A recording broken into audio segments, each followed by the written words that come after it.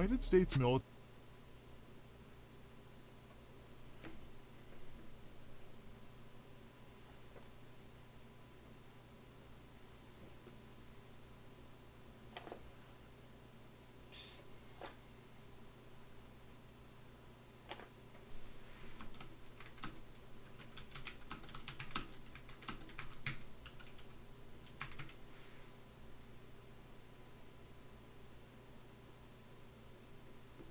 Yeah. See if this works this time.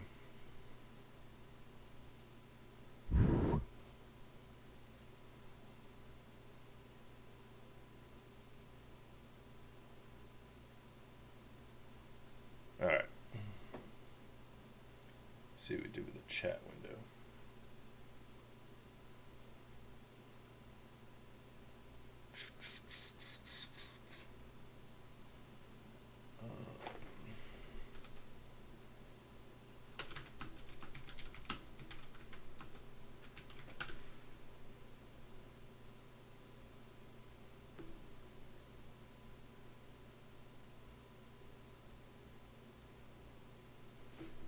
Alright. Can you hear me? Let's see if this thing works.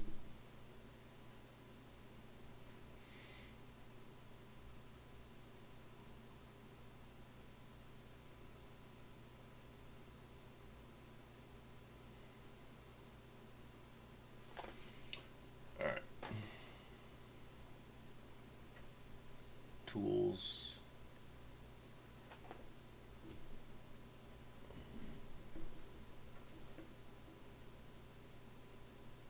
There we go. Now we got it.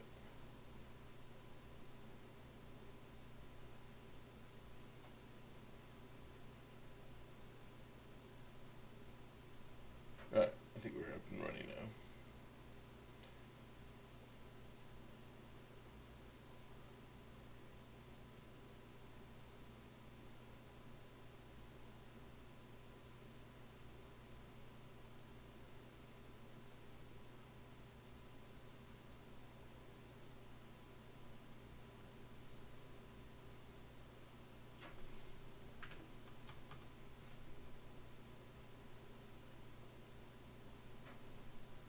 Yeah, this is complicated.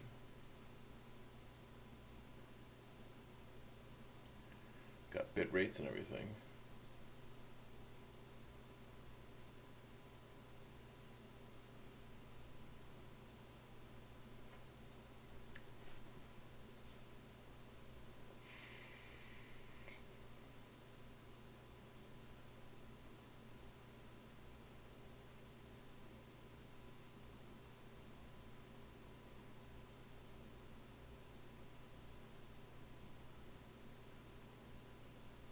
Okay.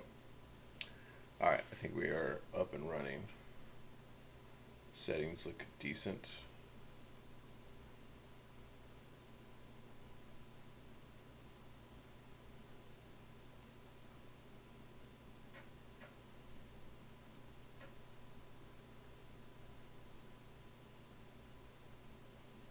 Alright. Trying to fix, for whatever reason, we seem to have less, like a whole lot less viewers than normal when I did this last time. So I'm using this OBS software this time, or I used it last time, and normally we get a couple thousand views, and last one only had like 100 views. And then I looked up, then sometimes that can happen when you're using these third-party software. So I looked up some troubleshooting things, changing bit rates, other things like that. So hopefully that changes something. But if we don't get near as many views and stuff like that, I'm just going to shut down the third-party software, and then I'm just going to run it straight from my phone again. So, what's up, Tejas? How you doing, brother?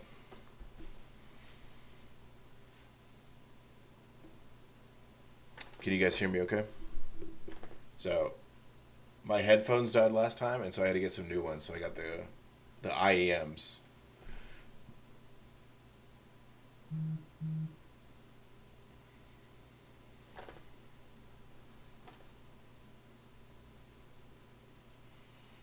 Good. All right.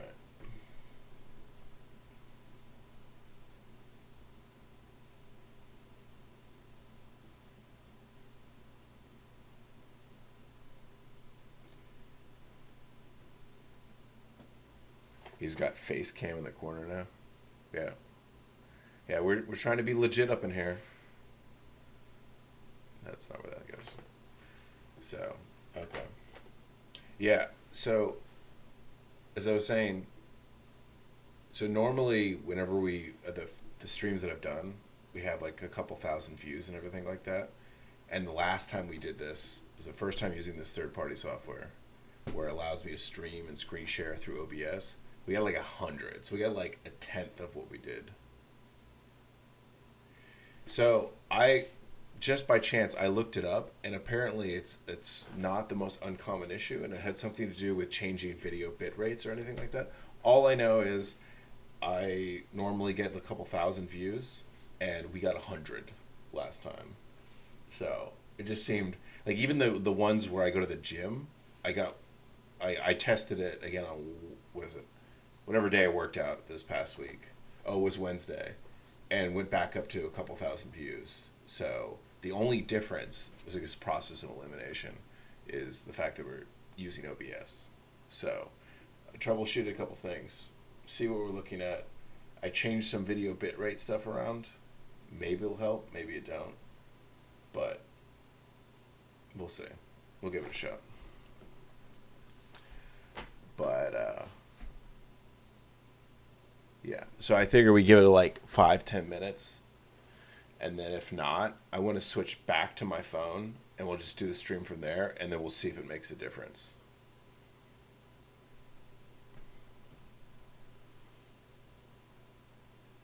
Right? So true, John. So true, brother. John, are you French, by the way? You wouldn't have to be French, would you? Jean-Pierre.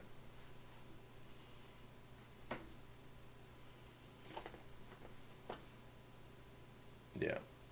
All right. Well, in the meantime, let's. I thought it would be funny to watch this general discharges video on the ISA, and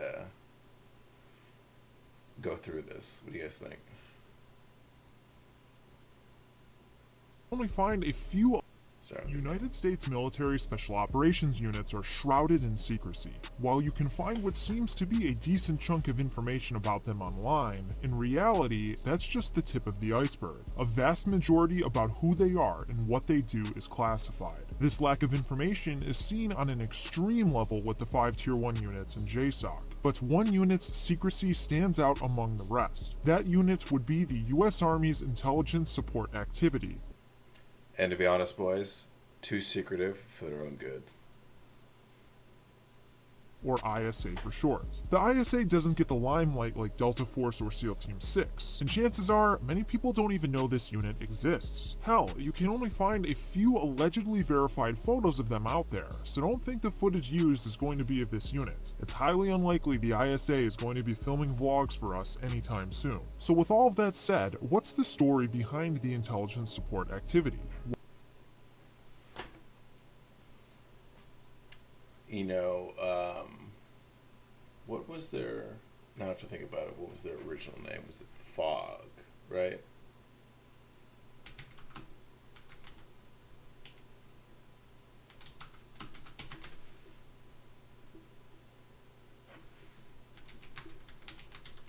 Because they were like, it wasn't until like they were official that their official name became ISA, or the Intelligence Support Activity. First, I think they were the Fog, if I remember correctly. Yeah. Yeah.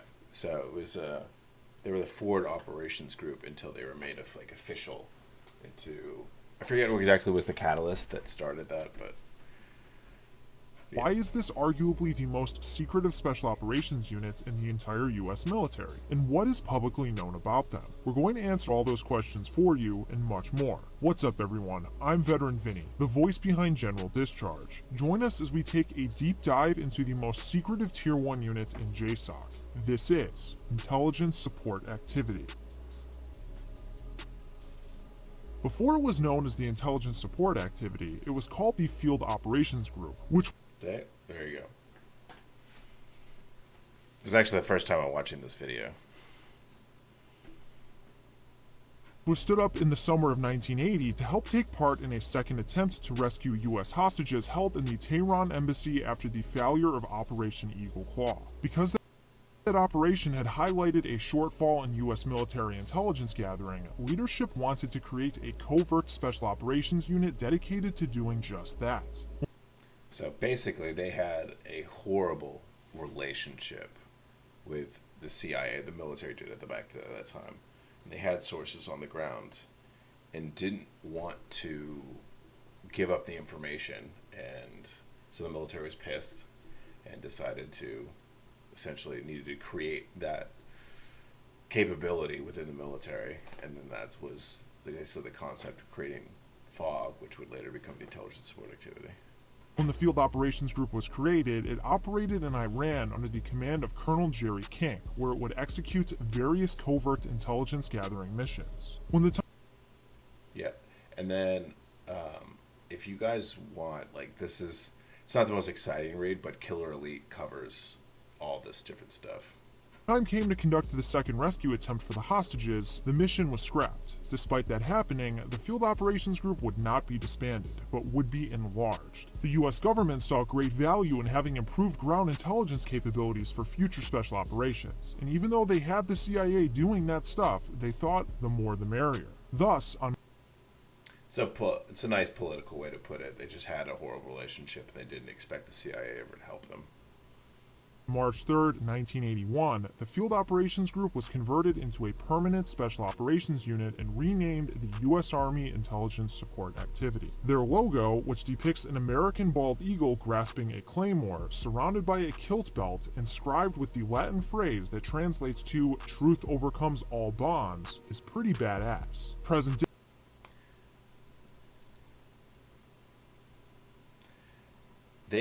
They actually have a much better relationship with the military nowadays. Obviously, they still do their own thing, but they saw a while back, probably in the 2000s, like mid 2000s, maybe into late 2000s, they saw advantages of, instead of doing their own thing, is actually working together with the military and the agencies, or the agency.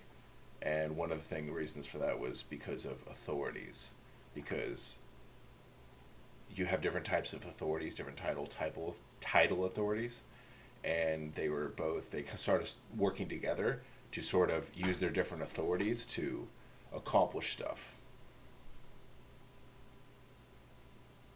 Yeah, Jean-Pierre, the NSA, the NSA and the CIA have an interesting relationship themselves. The NSA definitely works better with a lot of these units, and in its own right. Obviously, because most of these units do have advanced SIGINT capabilities, so they obviously work with the NSA. But the NSA has its own relationship with the CIA, and there's a lot of shit talking that goes back and forth between them. But if you're in an organization like ISA, you actually end up working closely with both the NSA and the CIA because you practice both of their intelligence disciplines, if you will. And both of those guys are both agencies. CIA is basically in charge of human, that's their the CIA is kind of the lead on all human, and the NSA is lead on SIGINT. So when you have a unit that does both, obviously they sort of work with both for obvious reasons. that makes sense. Today, because of the nature of their missions, the Pentagon often disavows knowledge regarding the ISA's activities, and they've even been given different names to misdirect any attention or probes into their identity or activities. They've been known as Task Force Orange, Centra Spike, Torn Victor, and Gray Fox. But names aside, let's move on to what the ISA. Yeah, I think one of those common ones is like the ones we still use to this day is the colors, because a lot of times we'll go into rooms and we won't be wearing uniforms, and so you may not know who is who. And technically, especially at this time, we weren't supposed to use the task force colors anymore, but just so we could be like, hey, who are you, we would sort of always, if we couldn't tell, we would revert back to the task force colors, because the units would change their names like every once in a while. Especially ISA would change their name quite a bit. ISA does and how they do it. When the average person thinks of a Tier 1 Special Operations unit, they'll think of a group of badass, bearded operators on a mission to neutralize a high-value target. A pretty scary sight, especially if you're their target. But you know what's even scarier? Your personal information is being sold right now as you're watching this video. Go ahead and pause the video. Yeah, Comment below. Now jump back to past the that. video. Even though the operators get a lot of the attention in Tier 1 Special Operations units, a lot of work is done behind the scenes by people who collect the intelligence needed in order to execute that mission. The ISA is one of those players behind the scenes. In other words, the ISA's purpose is unlike most Special Operations forces, because Right. its main purpose is not dedicated to direct combat, but instead revolves around secretive and clandestine actions necessary to support other military operations. In other words, you can think of it like this. While Delta Force and Dev Group focus on direct engagement and specialized combat tactics, the ISA conducts intelligence and espionage operations at a tactical level. But make no mistake, although an ISA operator might not have the same emphasis on direct action or assaults like a SEAL Team 6 or Delta Force operator would, they are more than trained up to perform those types of duties should the need arise on a mission. In fact, most ISA operators are former US Army Green Berets who have extensive combat and multilingual training. They're no strangers to combat. Yeah, it's probably true. A lot of the, specifically one of the squadrons is mostly Green Berets, and not all of them. You know, obviously, they take from different disciplines because they actually take advantage of different backgrounds in the unit. But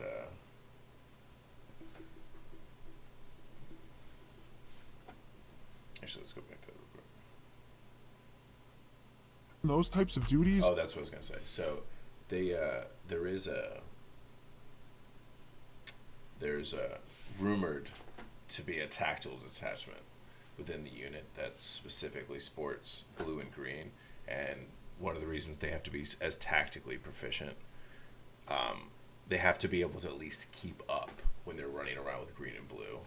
So they train them. Obviously, they never be to the same level as green or blue, but they get them to as close as they can, so they can keep up on operations Should the need arise on a mission. In fact, most ISA operators are former US Army Green Berets who have extensive combat and multilingual training. They're no strangers to combat. The ISA's two main means of collecting intelligence are through human intelligence and signals intelligence, respectively known as HUMINT and SIGINT. ISA human intelligence collectors gather information from human sources via coercion and interrogation depending on the asset. Their And you go to any major intelligence organization, and basically these are the two largest intelligence disciplines. Obviously, they practice a couple others, but these are kind of like the big two. Everything else is kind of like smaller, so everything is typically centered around human or SIGINT.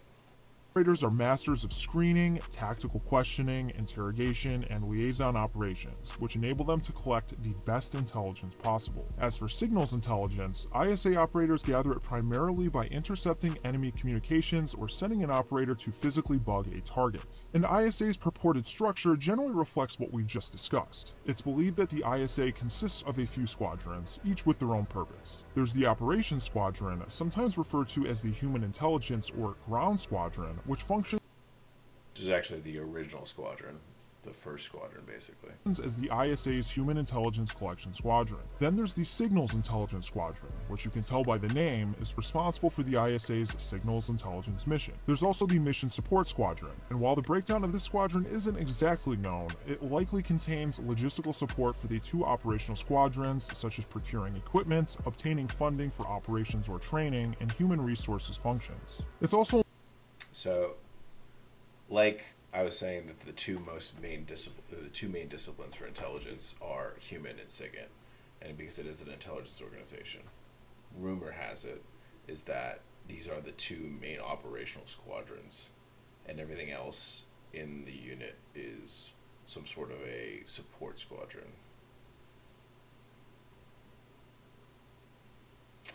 I know about tactical human and SIGINT. Do geospatial guys not go outside and touch grass in a while? To be honest, not really. Most of it, you have to think about what in order to conduct these capabilities and these operations, do you actually need to physically be there? Human, obviously.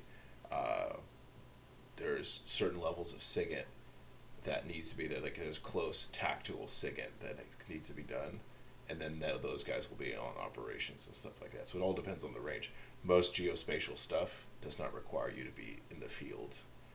You could be like maybe at an embassy or some other facility where you could facilitate that type of stuff. But yeah, typically geospatial guys are not at the front, if you will, or embedded into stuff.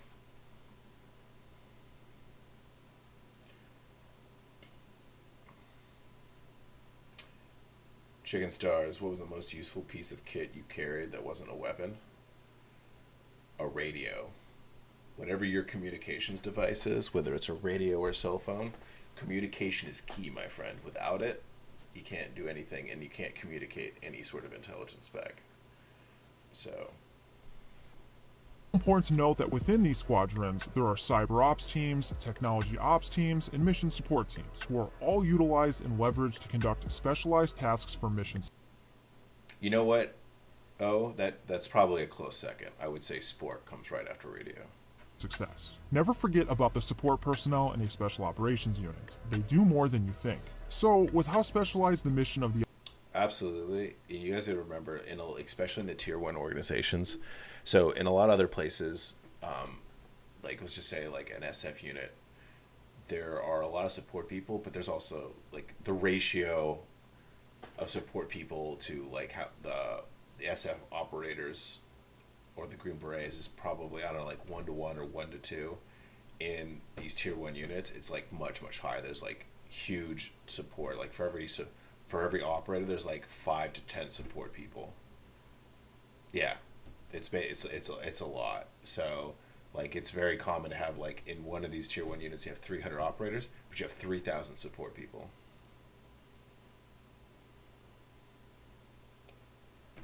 And so one of the things is, I would say the big difference between green and blue is the way that they treat their support. Blue, unfortunately, has a little bit more toxic environment when it comes to support guys. All the support guys I met at Blue were kind of treated like second-class citizens, and because they weren't frogmen, even their boat guys. Like I went to Freefall Jump Masters at Virginia Beach with Dev Crew, and there was almost like fights in the during the course, and it was mostly with the Sark guys and the frogmen. They just did not like each other. And then their like SIGINT guys, who were their support guys, were treated very, very badly. But then you go to Green, and Green, their mentality is they can't do their mission without support guys. Blue thinks they're more of like a hindrance, and Green like treasures them. And so the support people at Green have a much better quality of life, if you will. ISA is, what does it take to join this highly secretive and elite Tier 1 unit? You might be shocked to hear this, but most of the ISA selection process is kept under wraps, and not just anyone can apply. To remind you, a lot of ISA operators are seasoned. So, when ISA was created, they basically created as a template, they just took everything that Delta had done and essentially copied it from their organizational structure and even their selection. It's even everything's modeled after Delta. Green Berets because they possess many of the skills that align with the ISA's mission. Having people who are multilingual and who can get themselves out. Yeah, Jean-Pierre, you're talking about access to more advanced radios. Yeah, they're not. There are many different types of communications things. You know, whether it's cell phones or communication devices that look like other things, all sorts of different things. Everything's a tool, and you use whatever you can depending on the environment and the cover that you're in, if you will. Out of sticky situations deep behind enemy lines are a valuable asset to an intelligence. But the key is communication. You have to be able to communicate. If you can't communicate, then what's the point? Gathering unit, after all. But make no mistake, candidates also come from the other military branches. Despite who the candidate is or where they come from, they typically. Yeah, so they, when I was there, we had probably the most amount were Green Berets. We had a couple SEALs. We actually had a lot of Marines, surprisingly. We had a couple Marine Force Recon guys. There was a couple Air Force people, and then there was some Navy Intel guys who came over too. Air Force Intel guys as well, but but there were a couple SEALs, a couple Green Berets, and a couple Marine Force Recon. Well, a lot of Green Berets actually. What about RRC? How did they treat their support? So I have only worked with the RRC a couple times, and I never actually worked with their support. And it's funny because the 2 times I worked with RRC, we didn't deal with their support. They used our support, and they worked with us. So I've never actually met RRC's support, to be honest. So I can't really answer that question. Recruit those who are multilingual. The ISA selects operators for deployments based on their language proficiency and their ability to blend in with the locals. So this is very important. Second guy here, are there any techs that ended up there? Absolutely. So, they recruit they recruit from combat disciplines and intelligence disciplines.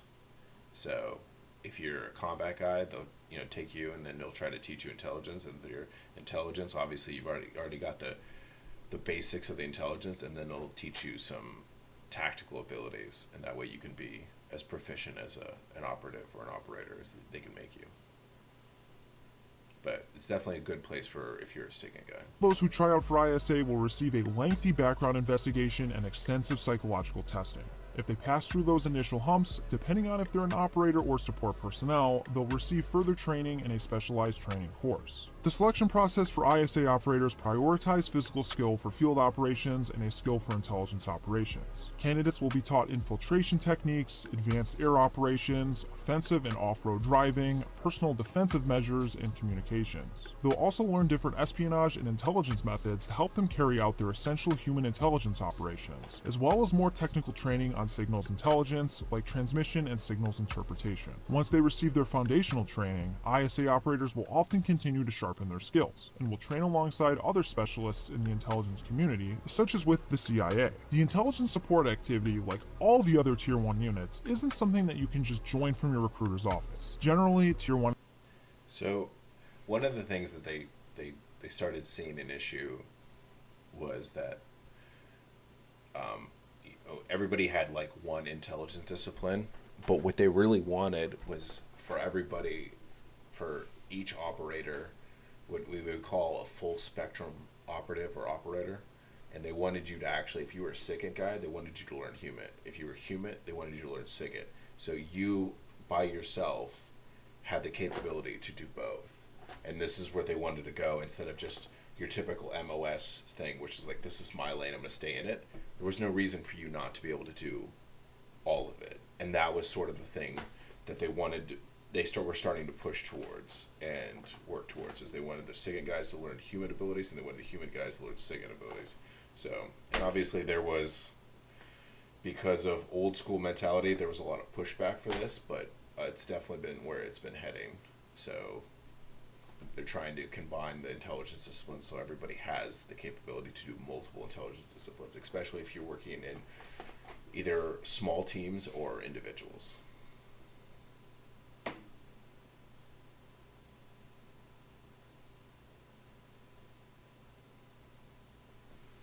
there any civilians there? Yes. Like there are contractors, there's civilians, they have everything. It's not just military. If anything, actually, I would say actually majority of the support staff are civilians. Operators spent several years in a Tier 2 Special Operations unit, like the Rangers, Green Berets, or the SEALs. If you're someone who wants to join Special Operations, you gotta start somewhere. One of the best things to help you work. Yeah, so it definitely helps to be in a Tier 2 unit before you try out for any of these Tier 1 units. But you don't have to. Like, if you're in the regular Army and you want to put in your packet, you can, right? There's no reason you can't. Worst thing, you can just give it a shot. Honestly, you lose nothing. And I think a lot of people think that you have to prepare, I have to go to this Tier 2 unit. Does it help? Sure. Is it actually needed? No. You could do it. There's plenty of people who make it who are never in a Tier 2 unit. Smarter, not harder, is by getting some good gear to help out your training. With rising prices everywhere, you gotta save money where you can. Our friends at Attackleet, a veteran-owned company, sell amazing gear at an affordable price for those who want to pass Special Operations selection. I bet they do. And if you're wanting to learn about the other 4 Tier 1 units in JSOC, we've done a video covering them all. Scan the QR code on screen or click the link in the description below to go watch it. Thank you for watching. Do you even want to be here? All your... That was bad. I feel like you can have gathered almost all that information from the Joint Strike. What is it? Is it Jeff Naylor? What's that book? The JSOC book by Naylor. I think that's who it is. Oh, Relentless Strike. That's what it is. Yeah. If you want to, there's a chapter in there from the ISA, and I probably learned more from that chapter about that unit than I did in Killer Elite.